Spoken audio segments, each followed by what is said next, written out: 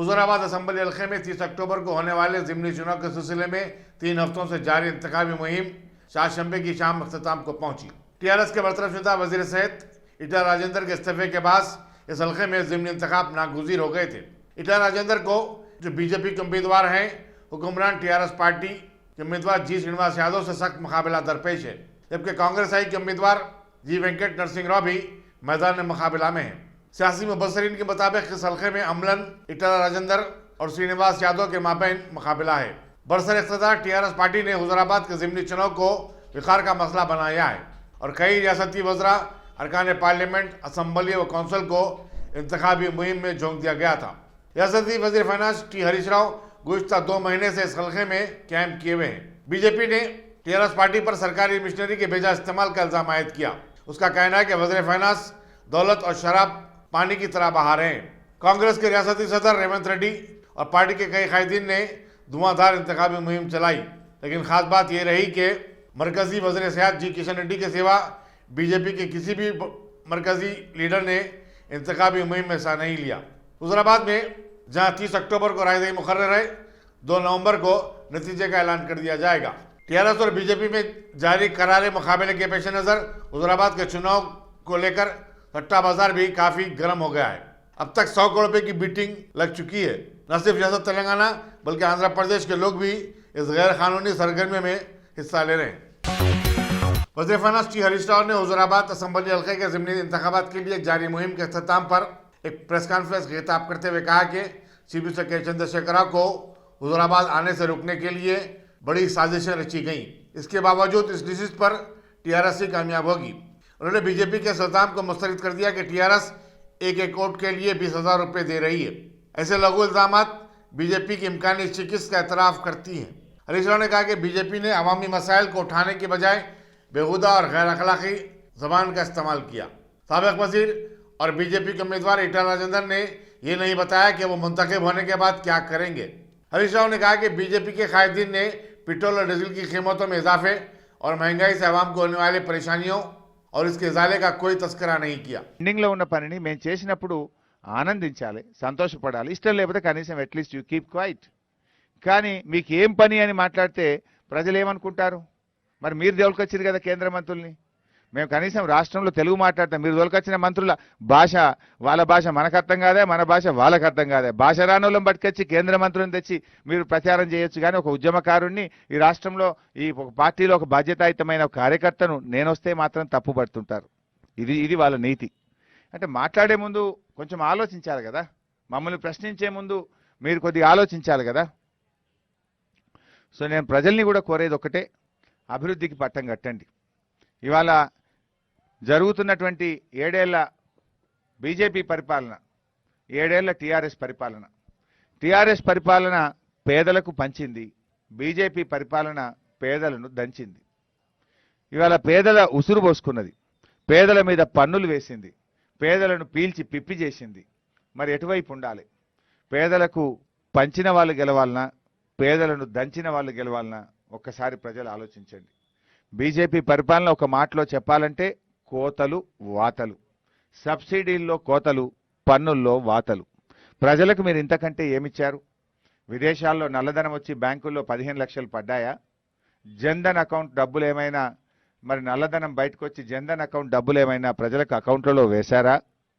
మరి మీరు ఏటా 2 కోట్ల ఉద్యోగాలు ఇస్తామన్నారు. కనీసం 14 కోట్లు కాదు కదా, 1 కోటి ఉద్యోగాలైనా మీ 7 ఏళ్ల పరిపాలనలో ప్రజలకు ఇచ్చారా? ఉన్న ఉద్యోగాలు ఊడగొట్టింది మీరు కాదా? బీసీల కోసం ఒక మంత్రిత్వ శాఖ పెట్టండి, బీసీ జనగణన జరపండి, బీసీల కోసం చట్టసభల్లో రిజర్వేషన్లు తీసుకురండి అని తెలంగాణ శాసనసభ ఏకగ్రీవంగా కోరిన స్పందించింది మీరు కాదా? ఏమి సాధించిండ్రు అని నేను మిమ్మల్ని అడుగుతా ఉన్నా.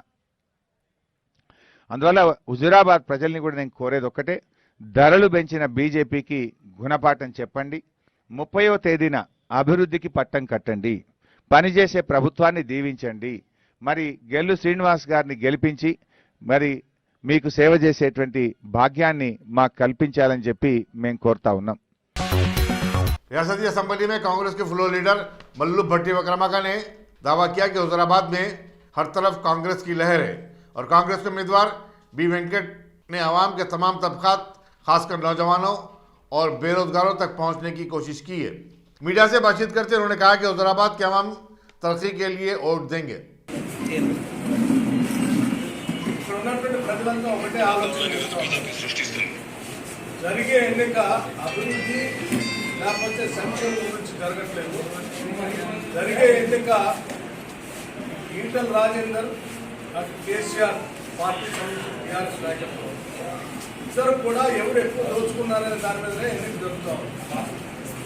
ఆ దోపిడీ కూడా ఎంత పెద్ద ఎత్తున అంటే అలా దశాబ్దాలుగా తెలంగాణ సమాజం దోపిడీ గురిగా ఉందని చెప్పి కొన్ని వందల మంది యువత ఆత్మహత్యలు చేసుకుంటే ఆ దోపిడీ గురిగా ఉండదని తెలంగాణ సమాజం కోసం ప్రత్యేక రాష్ట్రాలు ఇచ్చినటువంటి సోనియా గాంధీ గారిని గుర్తు చేసుకొని 7 సంవత్సరాలుగా ఆ దోపిడీ గురిగా ఉందని రాష్ట్రం ఇస్తే అడ్డగోలుగా ఇటు రాజేందర్ గారు కానీ ఇటు కేసీఆర్ గారు కానీ చేసిన దోపిడీ వేల కోట్లు ఒకళ్ళని లక్షల కోట్లు ఇంకోళ్ళని వీళ్ళిద్దరు లెక్కలు వాళ్ళ ఎన్నికల ప్రచారంలో చెప్తుంటా ఉంటే హుజూరాబాద్ ప్రజానికి ఆశ్చర్యపోతా ఉన్నారు.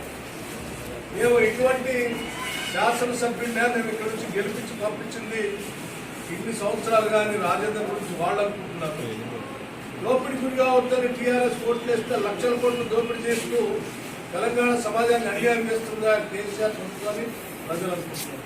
వీళ్ళిద్దరు కలిసి దోపిడీ చేసే ఇద్దరు దొంగలు దూరంగా పెట్టి దోపిడీ గురి కావద్దని తెలంగాణ రాష్ట్రాలు ఇచ్చిన కాంగ్రెస్ పార్టీ అభ్యర్థి వెంకటరెడ్డి పెద్ద ఎత్తున ఓటు చేసి గెలిపించి పంపించాలని ఆలోచనతో హుజూరాబాద్ ఎన్నిక మొత్తం కూడా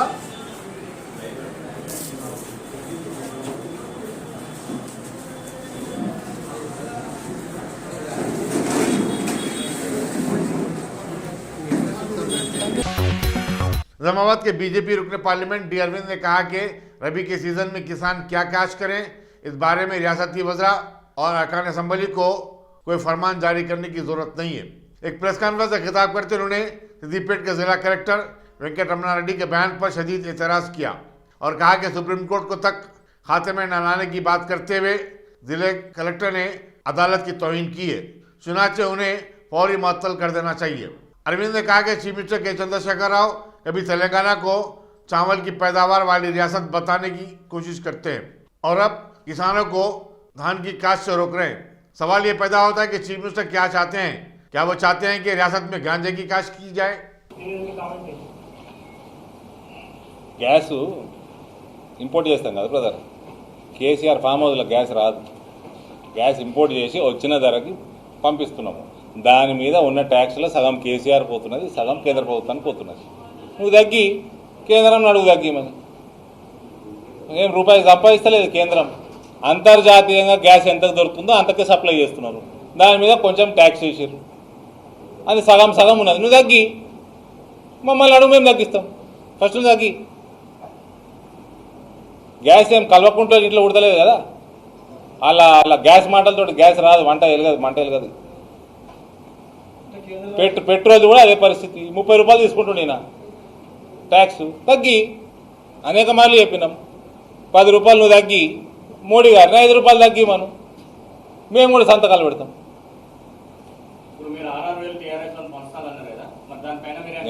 మేము అనలే, మేము వీడియోలు చూసినాం.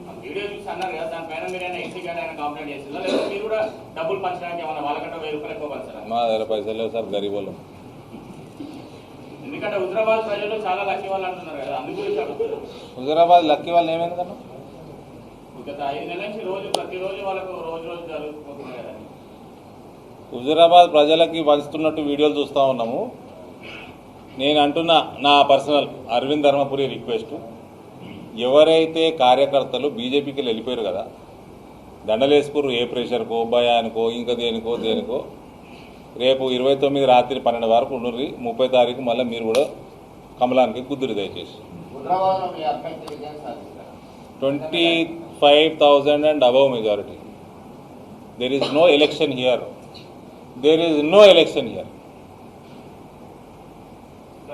It is a one-side victory for Bharatiya Janata Party and Etel Rajendra.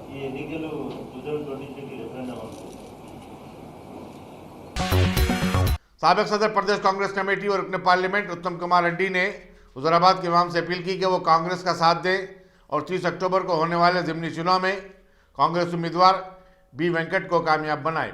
Gandhi Bhavan में मीडिया से बातचीत करते हुए उन्होंने किसानों को अपनी पसंद की काश्त से रोकने हुकूमत के इक़दाम को आमिराना करार दिया और कहा कि हुकूमत तेलंगाना की शोहरत को ख़त्म करना चाहती है, जो कि चावल की पैदावार के लिए पूरी दुनिया में मशहूर है। धान की काश्त पर वज़रा और अहदेदारों के मतजाद बयानात से पैदाशुदा उलझन को दूर करते हुए वज़ीर फाइनेंस श्री हरीश राव ने वाज़ेह तौर पर कहा कि रियासत के किसान कोई भी काश्त कर सकते हैं। उन्होंने कहा कि इस मामले में उनका नाम गैर ज़रूरी तौर पर घसीटा जा रहा है। सिद्दीपेट के कलेक्टर के बयान को गलत अंदाज में लिया गया। दूसरी तरफ वज़ीर बरखी जगदीश रेड्डी ने कहा कि चूँकि चावल की पैदावार फाजिल हो रही है, हुकूमत चाहती है कि वो काश्त के दूसरे शोबों पर तवज्जो दे। करीमनगर के कलेक्टर आरवी कन्नन ने कहा कि किसान मुख्तलिफ अक़साम के चावल की काश्त कर सकते हैं, लेकिन उनका कहना था कि सिर्फ आला किस्म के चावल पर तवज्जो दी जाए। मेहदीपट्टनम में वाक़ मीना हॉस्पिटल में एक 27 साल खातून ने 4 बच्चों का जन्म दिया। चीफ गायनेकोलॉजिस्ट डॉक्टर शुएबा शुक्र ने मीडिया को बताया कि हाफिज बाबा नगर की इस खातून को हाई ब्लड प्रेशर की भी शिकायत थी। इसके बावजूद उसकी कामयाब सर्जरी की गई। उन्होंने बताया कि मंगल 26 अक्टूबर को शाम 5 बजे हुई इस जचगी में एक लड़का और 3 लड़कियां तवल्लुद हुए। उन्होंने बताया कि लड़के का वजन 1500 ग्राम है, जबकि दीगर 3 लड़कियों का वजन अदर तरतीब 1500 ग्राम, 1400 ग्राम और 1300 ग्राम है। डॉक्टर शुएबा शुक्र ने बताया कि डॉक्टर विद्या, डॉक्टर इशरत, एनेस्थीसिया की टीम के अरकान डॉक्टर शकीब, डॉक्टर शहर बानो, डॉक्टर सचिन नारखड़े और नेनाटोलॉजिस्ट डॉक्टर राफे ऑपरेशन के मौके पर मौजूद थे। डॉक्टर शुएबा शुक्र ने बताया कि जच्चा और बच्चा सब खैरियत से हैं। उन्होंने कहा कि हिंदुस्तान में यूँ तो जुड़वा बच्चों का पैदा होना मामूल की बात है, लेकिन शाजर और नादर ही 4 बच्चे तवल्लुद होते हैं। कुरान की एक आयत याद आ रही। मैं डॉक्टर सुहेबा शुक्र, gynaecologist, Meena multi speciality hospital, Mehdipatnam, Hyderabad.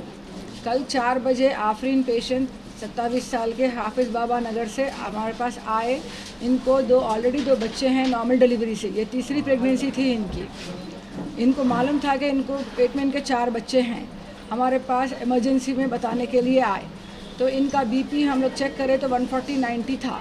इन्हों पहले से 2-3 महीने से बीपी के टैबलेट्स ले रहे थे।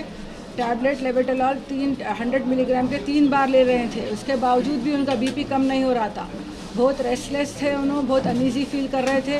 उनके पैरों पे काफ़ी सूजन थी।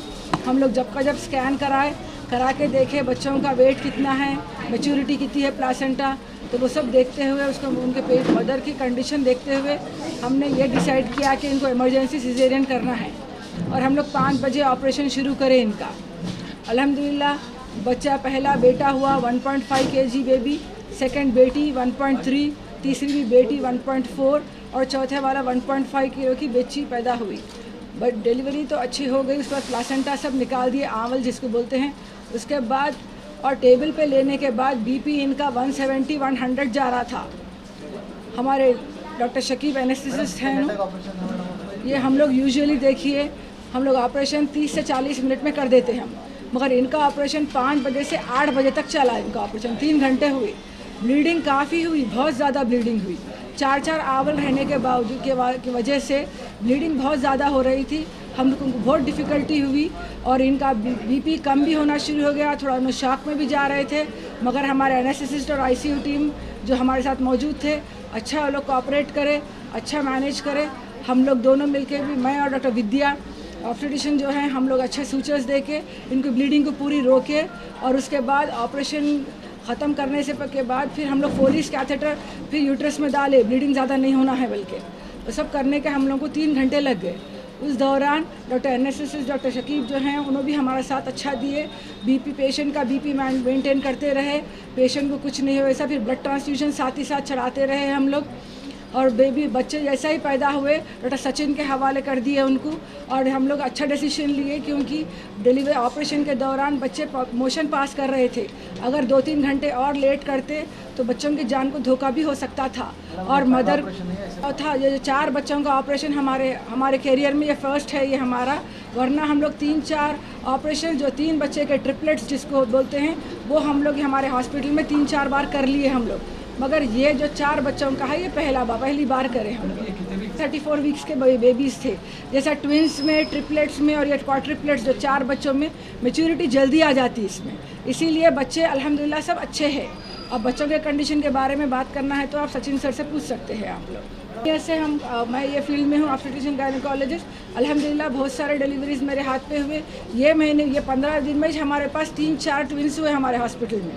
बहुत चैलेंजिंग केस था मगर अल्हम्दुलिल्लाह बहुत अच्छा वो रहा कि हम इतना अच्छा कर सके। अल्लाह ताला हमारे हाथ से इतना बड़ा काम करा दिया, बहुत खुशी है हम लोगों को। ये पूरा टीम वर्क है, हमारी पूरी टीम हॉस्पिटल की बहुत साथ दी हमारा, बहुत बहुत तहे दिल से शुक्रिया पूरे टीम का हमारी तरफ से। में बीपी आता है उसको हम जैसा ही बच्चा पेट में रहता, कई लोगों को 5 महीने में, कई लोगों को 6 महीने में, 7 महीने में आता है बीपी को कंट्रोल करते हुए हम लोग क्या करते 33-34 वीक्स तक खींचते।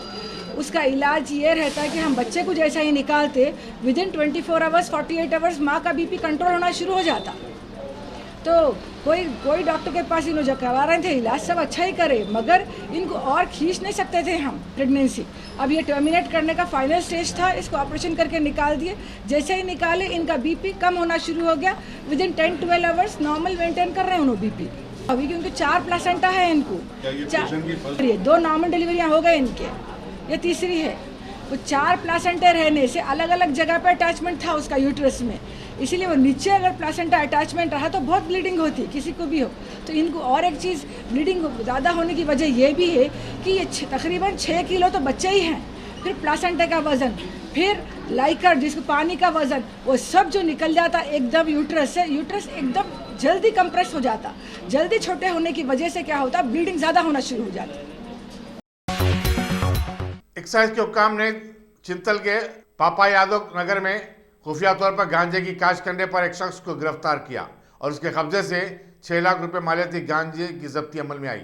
ఏరియాలో చింతల్ ప్లేస్ వస్తుంది, అక్కడ ఏంటంటే మత్తు పదార్థాలు అమ్ముతున్న అందిన సమాచారం మేరకు మా డిటిఎఫ్ సిబ్బంది, CI and SI and staff and Kutlapur station CI and staff కలిసి జాయింట్ రైడ్ చేయడంతో పాపయ్య యాదవ్ నగర్ చింతల్ ఏరియాలో కరుణాకర్ అలియాస్ కరణ్ అలియాస్ లక్కన్ దగ్గర వాళ్ళు ఇంట్లో రైడ్ చేసి ఏంటంటే మాకు 220 బాక్సెస్ దొరికినాయి ఆశీస్ ఆయిల్ సంబంధించింది. ఈచ్ బాక్స్ వచ్చేసి 5 గ్రామ్స్, టోటల్ దీని వెయిట్ వచ్చేసి 1 kg 100 గ్రామ్స్.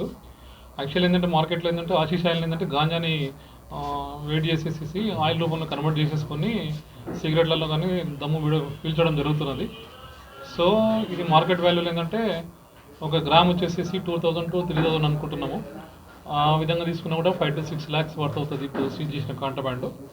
సో ఈ కేసులో ఏంటంటే దొరికిన ముద్దాయిని ఇప్పుడు ఇంట్రాగేషన్ చేస్తున్నాము. ఎక్కడి నుంచి వచ్చిందని చెప్తే అతను మన వైజాగ్ దగ్గర అరకు నుంచి తెప్పించుకుంటున్నాము. అతను వేరే పర్సన్ తీసుకొచ్చి ఇస్తున్నాడు, కిలోలుగా తీసుకొచ్చుకొని నేను తెలిసిన కస్టమర్లకు కన్జ్యూమర్స్కి ఇస్తున్నాను చెప్తున్నాడు. సో ఈ కేసుని ఇన్వెస్టిగేషన్ కూడా కుత్లాపూర్ సిఐకి అప్పచెప్పడం జరిగింది.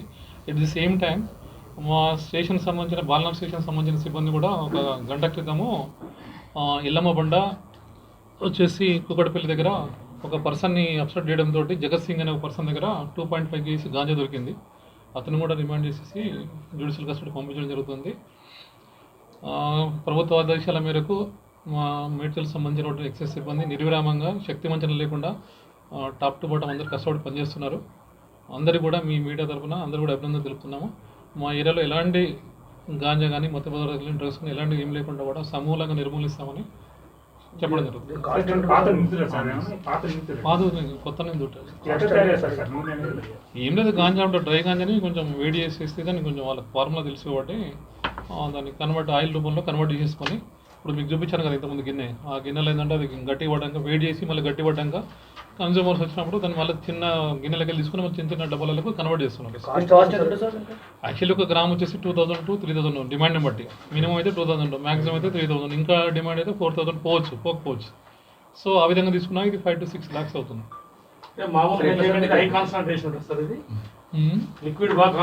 కాన్సన్ట్రేషన్ ఉంటుంది. ఏంటంటే గాంజా అంటే పొడి రూపంలో తీసుకోవచ్చు, లేకుంటే సిగరెట్లో దాన్ని దంచుకొని తీసుకోవచ్చు. మన సిగరెట్ తాగుతాం కదండి, లేదంటే సిగరెట్ జస్ట్ ఇది లిక్విడ్ పూసేసుకుంటే అది సిగరెట్ కాలుతూ పోతుంటే వాడికి దమ్ము వచ్చేస్తుంటుంది. ఈ మధ్యకాలంలో చాక్లెట్లు కూడా దీంతో తయారు చేస్తారంటారా, దాన్ని కూడా ఉపయోగిస్తారా? ఇది చెప్పలే, ఇంకా రకరకాల పద్ధతులు. సప్లై అంటే ఇప్పుడు ఈ పాపయ్య యాదవనాలో దొరికాడు, అతనికి ఈ ఏరియాలో చింతల ఏరియాలో సప్లై చేసుకోవడం తెలుసు. बेंगलुरु में 28 से 31 अक्टूबर मुनक़िद होने वाले कराटे के मुकाबलों में जर्मन में होने वाले आलमी मुकाबलों के खिलाड़ियों का इंतखाब अमल में आएगा। स्टार कराटे क्लब के सदर शाहिद नायब सदर नवीद ने मीडिया को बताया कि हैदराबाद की टीम 12 खिलाड़ियों पर मुश्तमिल होगी। याकूतपुरे के मजलिसी रुकन असम्बली अहमद पाशा कादरी टीम की रवानगी से कबल स्टार कराटे क्लब के दफ्तर पहुंचे और अपनी नेक तमन्नाओं का इजहार किया। स्टार कराटे क्लब की जानिब से आज यहाँ का एक बड़ा ग्रुप बेंगलुरु जा रहा है, जिसमें जुमला 12 आदमी है और वहाँ पर मुकाबले में हिस्सा लेगा एमएम मार्शल आर्ट्स के लिए। और वहाँ पे जो भी सिलेक्ट होगा उसका इंतखाब होने के बाद उसको जर्मनी जाने का है, वहाँ के मुकाबलों में हिस्सा लेंगे। बहरहाल स्टार कराटे क्लब अल्हम्दुलिल्लाह पहले से ही बहुत फेमस है और दिन ब दिन की शोहरत में इजाफा होते जा रहा है।